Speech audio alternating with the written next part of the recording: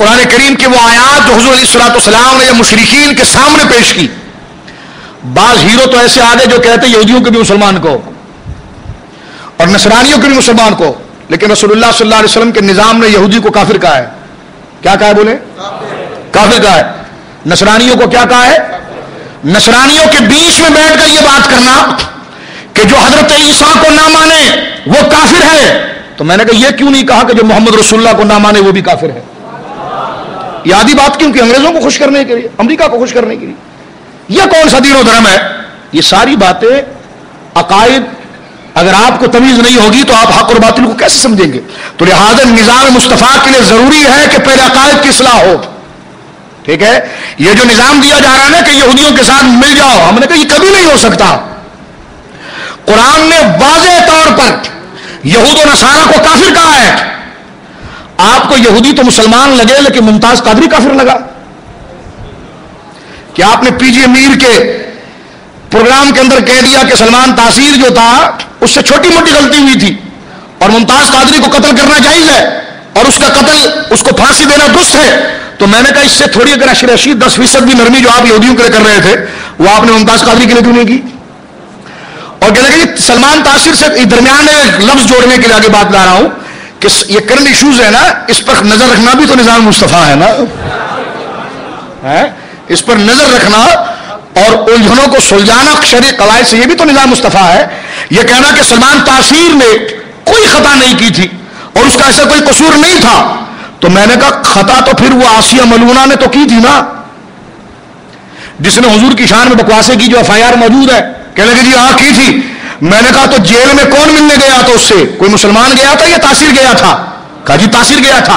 ہم نے کہا تاثیر نے وہاں پر بیٹھ کر اس کو تھپڑ مارا تھا یا مسلمانوں کے منہ پر جوتا مارنے کی کوشش کی تھی؟ مسلمانوں کے. اس نے حضور کے نظام کے فروغ کی بات کی تھی یا اس ملونہ کو یہ کہا تھا کہ تیرا یہ حق نہیں تھا کہ تو نبی پاک کی شان میں گھٹیا الفاظ کہتے، گندی گالیاں. وہ ایف آئی آر کی فوٹو کاپی ہمارے پاس ہے. گندی گالیاں معاذ اللہ سید عالم کو اس ملعونہ نصرانیہ نے، وہ عیسائی تھی، اس نے دی.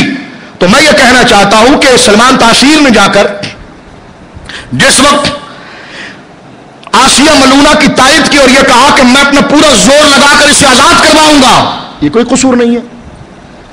ناموس رسالت کے قانون کو کالا قانون کہنا یہ کوئی قصور نہیں ہے. میں نے کہا حضرت آپ ہی تو ٹی وی پر بیٹھ کے کرسی پر اچھل چھل کے کہتے تھے جو لوکی نہ کھائے اسے قتل کر دو، جو حضور کے کپڑے کو میلا کہے اسے قتل کر دو. آپ ہی تو یہ کہتے تھے جو حضور کی جوتے مبارک کو جوتیا کہے اسے قتل کر دو. آپ ہی کہتے تھے جو حضور جو سبزی کو پسند کریں اس کو جو پسند نہ کرے اسے قتل کر دو. ڈالروں میں ساری تقریر بھول گئے. اور کیا کدو کی نسبت کے حوالے سے اس کا یہ قصور کوئی کم ہے کہ جس کی تائید سلمان تاثیر کر رہا تھا؟ یہ بات اگر آپ کو ڈالر کی بجائے قرآن مجید برہان رشید کی آیات اور سرکار الصلوۃ والسلام کی شفاعت کے تحت ہوتی تو کبھی آپ غازی ممتاز قادری کو گناہگار اور سلمان تاثیر کو بری قرار نہیں دیتے. سمجھ رہے ہیں؟ یہ جب تک نظام مصطفیٰ کی پختگی آپ کے دل و دماغ کے اندر نہیں آئے گی تو نام نہاد شیخ الاسلاموں کو بھی آپ اپنا گرو بناتے رہیں گے. لیکن جب قرآن کی آیات اور قرآن کا یہ نظام جو شریعت مطہرہ نے دیا ہے یہ آپ کے سامنے آئے گا، اور اس وقت ہر مسلمان پر یہ چیلنج ہے کہ یہ اس وقت کھڑے ہو کر نظام مصطفیٰ کے لیے کیا کرتا ہے، اور اس کی بڑی ثبوت اہل سنت و جماعت کے لیے ممتاز قادری ہے. تو جمعے کے دن تیار ہو، جمعے کے لیے تیار ہو.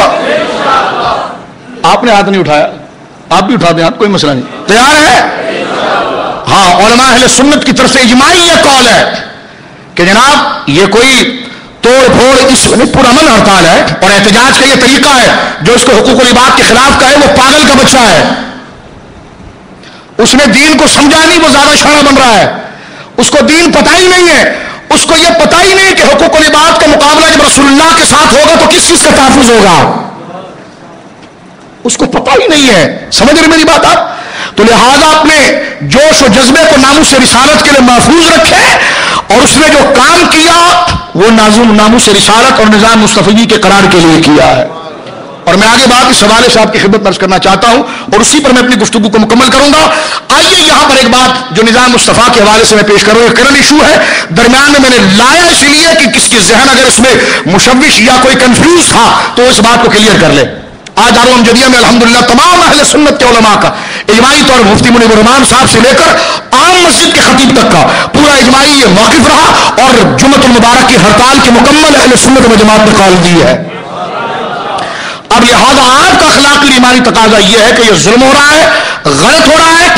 جب 20 کروڑ روپے لے کر اس انگریز کو جو دوہری قاتل اس کو چھوڑا جا سکتا ہے تو حکومت مطالبہ کرے پیسوں کا, ہم اپنے بچوں کو بیچ کر پیسے انشاءاللہ ادا کریں گے اور ممتاز قادری کو چھڑائیں گے.